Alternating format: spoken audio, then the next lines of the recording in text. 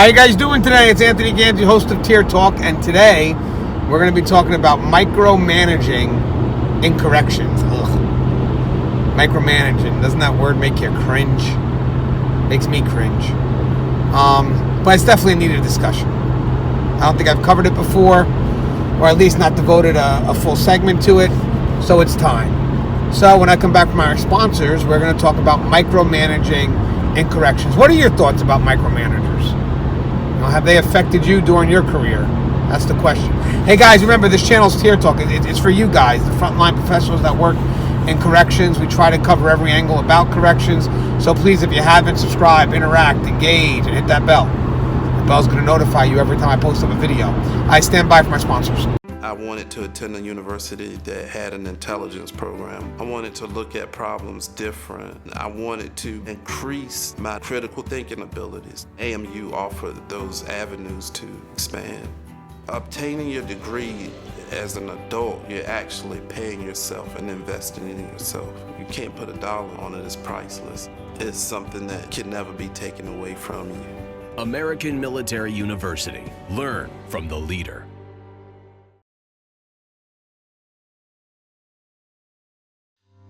Being a corrections officer takes its toll on even the strongest individuals. The constant need to perform at the highest level, putting your life at risk in a hostile environment, and the mental scarring of traumatic experiences. 31% of corrections officers show symptoms of PTSD, and 66% of people with PTSD also suffer with a substance abuse problem. The Transformations First Responders program is specially designed to help veterans and officers heal from the grips of addiction and PTSD in a comfortable, supportive, and serene setting. You are not alone. If you have questions about the services we offer, give us a call at 866-762-8454 to get more information on this affordable and life-changing program. Thank you guys for listening to my sponsors. So, micromanaging in corrections. Wow. You know, the reason why I thought about this topic was I was looking at the last two incidents in Rikers, the one that happened around Thanksgiving of 2017 and the one that happened on February 10th. And I saw two officers that failed to react when the action was appropriate, when they should have reacted.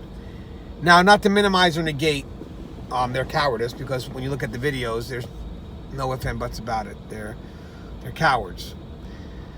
But it made me think, what other reasons would stop an officer or a frontline staff member from reacting to a situation when they should be reacting? And, you know, just to kind of address things on a greater scale. And one of them that came to my mind is micromanaging. Micromanaging really takes away the power from the frontline staff person to make a decision. It eliminates their power of discretion. And remember, guys, that's why we put these individuals in these positions.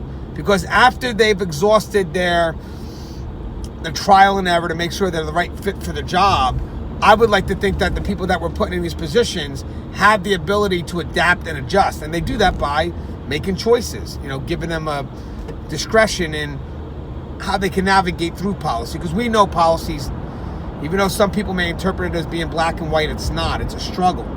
You know, you're dealing with human behavior, and sometimes you just got to struggle to get it back to where it needs to be. And there's discretion involved in that. And you need to let your front line be aware that they're able to use that discretion if need be. You don't want to be constantly on them, because it makes them feel that they're not effective. But most importantly, it makes them feel that they're not able to make a choice, because if they make that choice, they're going to be scrutinized. And that could be a reason why someone chooses not to react when it's appropriate to react to a situation. Again, it's not to minimize or negate the two incidents in the Rikers. It's just another thought that I had based on that. So why would someone choose to micromanage an employee? Now, we have to look at that first to understand why it happens.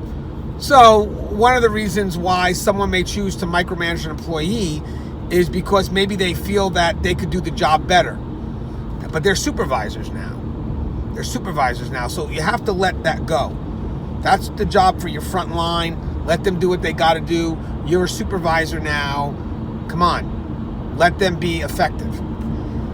The other reason is lack of trust, and I think that's going on a lot lately. Lack of trust. People afraid that Frontline's going to make choices that's, it may lead to some type of lawsuit or whatever the case may be, but there's definitely a lack of trust. And unfortunately, that lack of trust, that can cause somebody to micromanage every move their frontline staff makes. And guys, there's a lot of people on the front line. You can't micromanage everyone. You just cannot. You cannot do that. And if you're going to micromanage people, why are we putting these people in the position? If you want to micromanage, then you should be doing the job. I don't need you to micromanage. I don't need a supervisor to be involved in every frontline decision. That's what we pay Frontline for. Other concerns about micromanaging, as we mentioned, makes the officer hesitant, makes the frontline staff member hesitant. So the more you micromanage, the more you're making your facility vulnerable, because you're going to have officers that are afraid to act. And it's not because they're afraid to act because they're afraid of the inmate population. They're afraid to act because they're afraid that their decisions that are going to be made are going to be scrutinized by people that really don't understand what it's like to be on that front line. That's the other aspect of micromanaging. People that think everything's policy and don't really understand what it's like to be on front line. So people that are brought in to manage without no experience on the front line, they could become micromanagers. But that's tough now because they're managing based on just strictly policy, black and white, with no experience. Now they're going to do some hindsight bias, the Monday night quarterbacking, and they're going to make people feel least effective at their job because they're going to be scrutinized individuals who made choices in the heat of the moment. But now when management goes back to look at the choices that were made or evaluate the choices that were made, they're doing it unfairly.